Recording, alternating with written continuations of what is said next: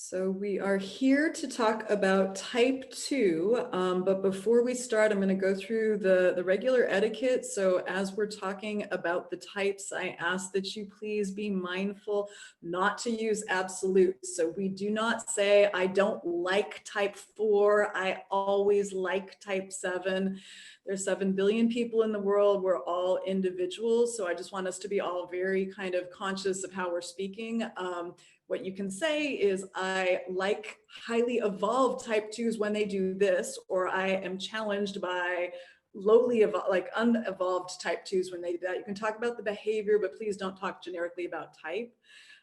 In the Q&A, please don't project. So you can ask 2s what their experience is, but they are not going to be able to interpret what's happening in your mother-in-law's head, what's happening with your ex-boyfriend. They can't do that. They could just talk about what their own experience is.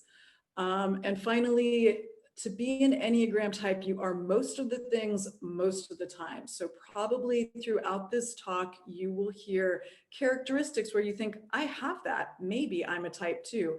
You're going to hear things that you do have, but that doesn't necessarily make you the type. You are most of the things. If you feel like most of the time, I am most of these things, then you might be narrowing down on your types. So just to keep that in mind. So that's the overview, kind of the general rules, the etiquette that we'll follow. Type 2. So type 2 is called the helper, the giver, the lover. And I describe these are the big hearts of the Enneagram. So these are people whose attention easily and naturally goes out to other people. And it goes out to other people with a drive to be helpful, useful, or likable. So that's what's going on. That's where the habit of attention goes.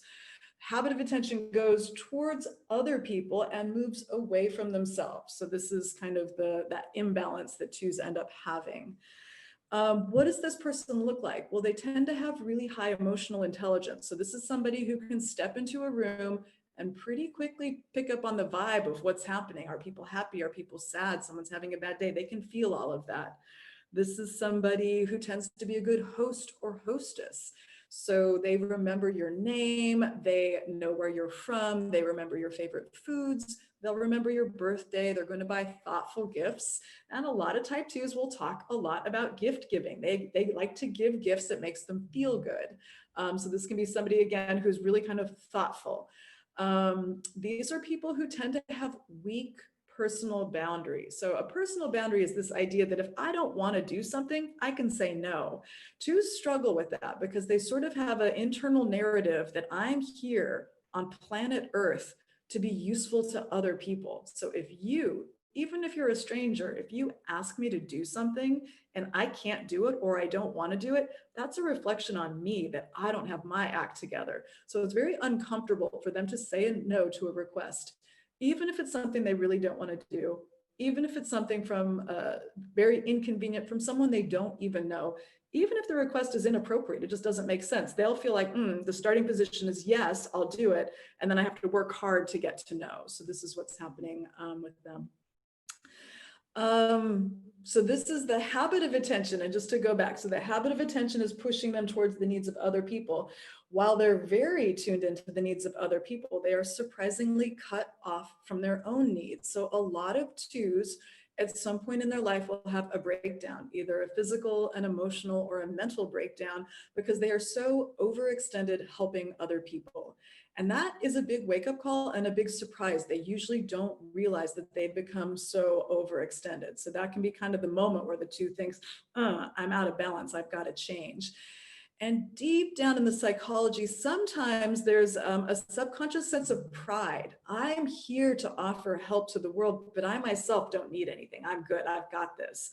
And so that can be, that's again, a false narrative, but that can be something that the ego has to let go of, this idea that I don't have needs. The growth path for the type 2 is to go from this other referencing to really good self-nurturing and self-care. So 2s come into balance when they actually start to focus on themselves and take care of themselves. And when I'm working with type 2s, I say, your homework is to take great care of yourself. Your homework is to go to a spa, is to, mark off time alone, to do things that really nurture you. And a lot of 2s will struggle with that. They kind of don't know what makes them feel good because so much of their attention for so much of their lives has been focused on others. So that's the growth path. The gifts. So type twos, they're warm people, they're friendly people, they're engaging people. And what they're really, really gifted at is reaching others. So this is the person who kind of brings the team together in an office environment. They've created the birthday schedule. They make everybody feel valued. This is the person who can reach that really emotionally distant, that really shut down person, the neighbor who hasn't talked to anyone for 20 years. A type 2 moves in next door, and slowly, the neighbor starts to engage, and soon they're at the, holiday block party, because the twos have a way, and it's true, it's from their heart, where they really reach forward. They want to connect with other people, and they're gifted at it. So this is the gift that they bring to the world. That is the very high level overview, and we just talk about the type. As I've discussed, there are lots of different facets to the Enneagram. So next I'm going to move to the facet, I call it level 1, the center. So in the Enneagram, there are 3 centers: the head center, the heart center, and the body center. And the center is this idea of how do you first experience the world? So some people first experience it through the energy of emotion. Other people first experience it through their mind. And the third type first experiences it through their body. They're having a very somatic experience. With each of the centers, there's a sensitive issue that goes with it. And in the type 2, they are a heart type, so the emotional type. They first experience the world through the energy of emotion. And the sensitive issue that goes with the heart types is shame. And shame is where there's usually a piece of your personality, an aspect or several aspects that you can't accept. So you have a complicated sense of image. And twos have this complication where the question is, I have needs. Twos don't want to accept that. They want to, and again, this is not a conscious choice, but subconsciously, the feeling is, I don't have needs, or my needs aren't important. We're going to focus on you. And this is the false narrative. So they're a heart-centered type dealing with the sensitive issue of shame.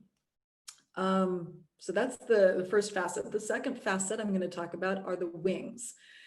In the Enneagram, you are your type, and you're influenced by one of the numbers next to you. So for a type 2, you're either a type 2 with a 1 wing or a type 2 with a 3 wing.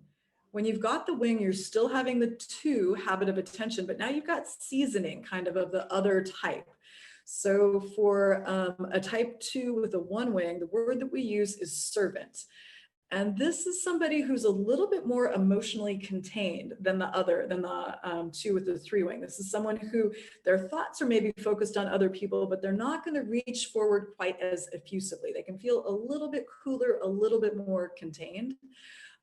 This is someone who's got a very strong sense of ethics and also a very strong sense of social justice. So you'll often see these twos kind of doing the right thing, engaged in nonprofits or engaged in volunteer work that's helping society. They're kind of having a sense of things need to be done right. That can be going on in the psychology of the 2 with the 1 wing called the servant. The 2 with a 3 wing, the word that they use is hostess or host. And this is somebody who is more social. So this is someone who's leaning forward more, who's out there, who's warm, who's friendly, who's engaging. This is also someone who tends to be more image conscious. So this is someone who is going to think about, am I put together? How am I being perceived? And this is somebody who sometimes has a little bit of a taste for glamour. So this is the 2 who doesn't mind being in those refined environments, doesn't mind kind of having glamour a bit around them. It's not where their focus is. Their focus is on others, but they have a taste for that. So that's the 2 different wings. Again, there's a theory in the Enneagram that you start off with 1 dominant wing, and in the second half of your life, you start to step into the second wing. I personally do think that that's right, but whether it's right or wrong, you have access to both wings. So most people will feel like one is dominant, but you certainly have access to both. So keep that in mind. So we've talked about the centers, we've talked about the wings, and now we're going to move to facet number 3, which is the subtype. And the subtype is one of the most important and one of the most misunderstood pieces of the Enneagram. There are 3 subtypes. They apply to all 9 of the basic types. So there are 27 variations. And to be very clear, in the subtype, there are 3 of them, but again, sort of like the wing, you may have access to all 3. So when I describe the 3 type 2 subtypes, some of the 2s who are listening will think, I have all of those. You do, but usually one is more dominant. And the way we talk about the level of dominance is a stacking. So in Enneagram terminology, we'll say, how are you stacked? And that means, do you have one that's very dominant and then the third one is a blind spot? Do you have 2 that are close? Are you fairly evenly stacked?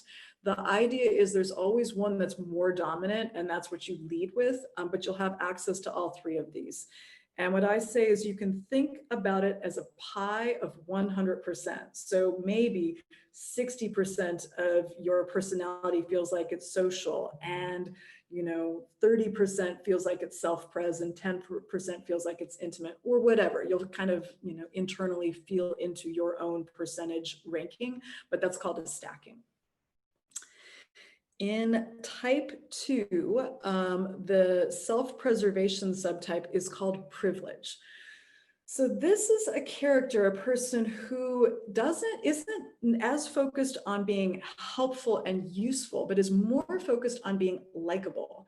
And this is what they call the kind of childlike type 2. So this is the type 2 who can have a really youthful appearance. This is somebody who often gravitate towards somebody else who's going to be making the decisions, somebody else who's kind of in charge. And that's because this is somebody who tends to feel anxiety around self-reliance. So it doesn't feel super comfortable for them to step into their power and be making their own decisions. They adopt a little bit of a kind of childish stance. I know a couple where this is the dynamic. He's an 8, she's a self-preservation 2. She doesn't even want to hold the money. He holds the money, and anytime she's out and needs to buy something, she goes to her husband and he gives her money, and then she goes, and it kind of works that way. There's a way where they're usually having somebody who is in charge, and they're the childlike kind of figure below. Someone who's warm, someone who's entertaining. These people are usually hilarious. They're very funny, they're very entertaining, they're very charming, and they're very childlike. So this is kind of the childlike type 2 called privilege. The social subtype, this is a much more adult this is somebody, the word they use is ambition. And this is a 2 that can almost be confused with a 3. This is somebody who doesn't mind the spotlight. So this is someone who can be the front of at a big conference giving the keynote speech. This is somebody who doesn't mind stepping into the limelight, doesn't mind the attention.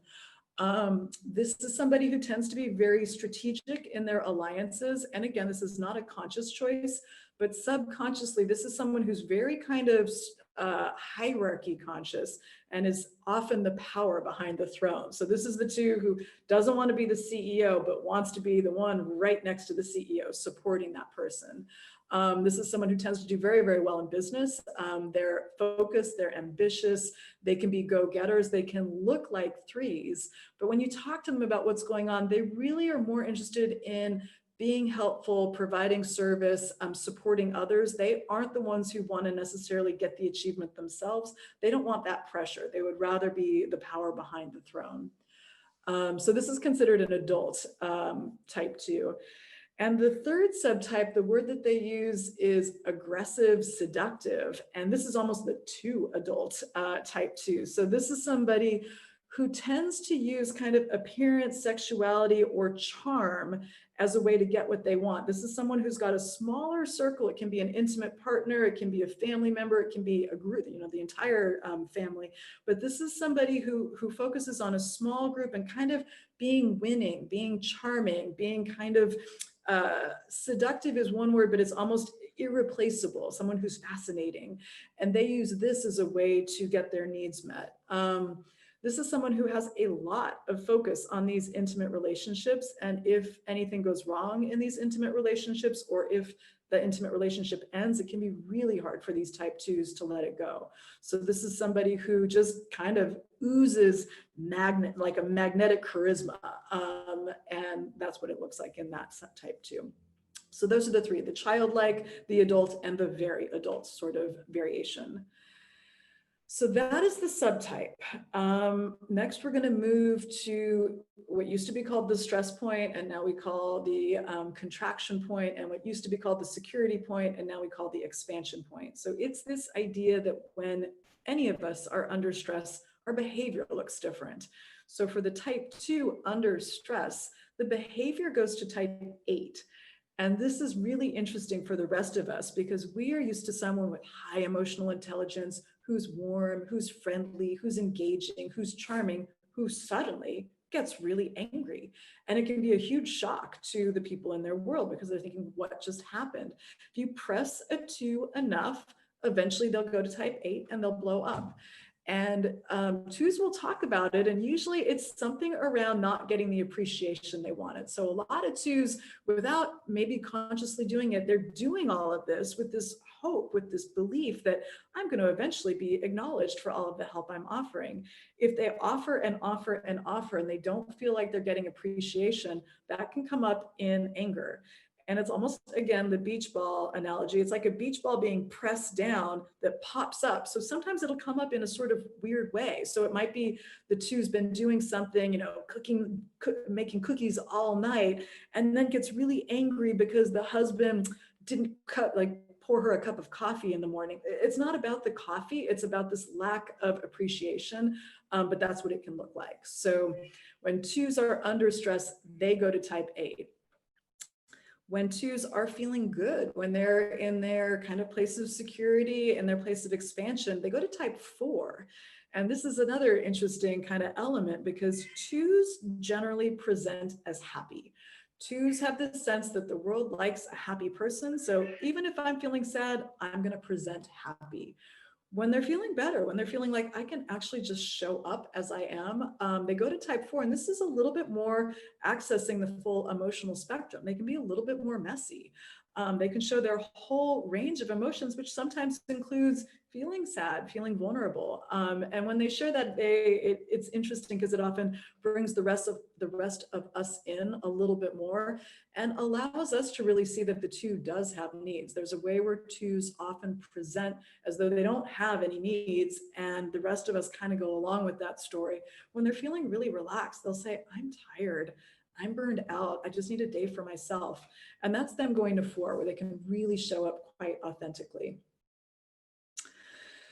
So that is the element of the stress points and the security points. I also want to talk about the levels of awareness. So we all have different levels of awareness. In the Enneagram, they've broken it into 9 different levels.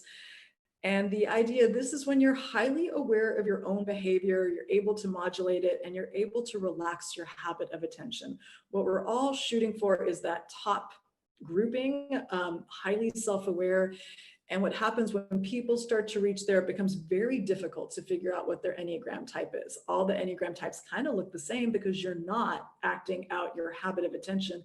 Instead, you're actually operating from a place of compassion. So if we could all get to that really high level of self-awareness, we would be in a very compassionate world where it would be hard to know what type each person is.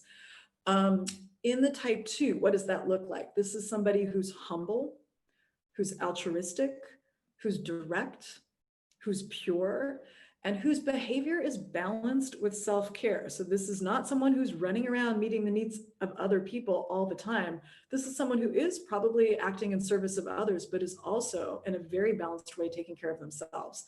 And this is what a really highly evolved self-2 will look like. The middle grouping where most people are operating. So this is kind of as the defenses start to tighten, as you start to feel a little bit stressed, most people move into the middle category. This is somebody who still is a 2, they're warm, but now they're a little bit more people pleasing. So they might say things they don't even mean because they're trying to stay on friendly terms with everybody. They're friendly and helpful, but containment is an issue. It's hard for them to not be offering help. It's hard for them to not be stepping forward. And 2s who are operating at this level will say, it's actually kind of anxiety provoking for me to be in a room where nobody needs anything. I want to be needed because the personality has galvanized around its self-worth is providing help to other people. So this is what the middle kind of grouping will look like. Within a day, you'll go up and down. So none of us are operating, purely on one level all the time. But the idea is to try to catch yourself more and more. So it's great to be friendly. It's great to be warm. But if you start saying things that you don't really mean, oh, I love your outfit, but I don't really like that outfit, that's a little people pleasing because you want to be likable. So when 2s start to drop that, maybe they can contain it a little bit more. They're still warm, they're still friendly, but they're not offering this overtly people-pleasing behavior. So that's at the middle category. And then the lower, when twos are really contracted. So now they're not self-aware. And you've all, I'm sure, at some point had this experience, because it can be a little bit extreme. This is the person who's overreaching. They're trying too hard to be helpful. They're trying too much to get into your stuff. They're overly engaged. They are bossy. They are giving, but they're giving with strings attached. They want to get something in return, and it can feel a little bit manipulative. So again, this is often happening subconsciously, but they say kind of the stereotypical Jewish mother would fit this, probably the stereotypical Greek mother, the same, the person who's just really in her kid's business in a way that's just too much. And again, this is the drive is, I need to be helpful. My value isn't helping other people. If people don't need anything, I become valueless. So I must constantly be offering. And that's what's going on at that level. Again, you'll be moving up and down throughout your day, but the goal is to try to stay in a really expansive environment at the upper levels where you're managing your behavior. And for twos, the name of the game is self-care. So that's how they really grow.